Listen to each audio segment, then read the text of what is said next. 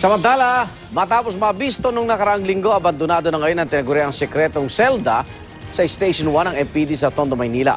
Darito ang unang balita. Ilan kayo dyan? Ilan kayo? Marami. Ayan, o, narinig nyo ha. Yan. Ayan. Yan. Tingnan nyo yan, ha? Ayan.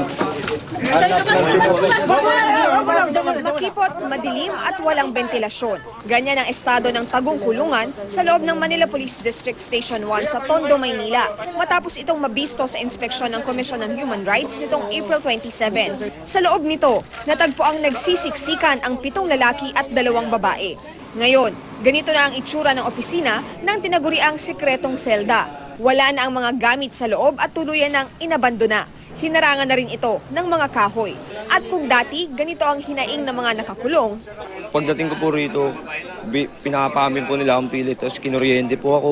Pero may hinihingi po ba silang pera sa inyo? Opo, alam namin wala kami magtutubos kasi wala naman po kami pagtubos eh. Ngayon, iba na ang kanilang sinasabi.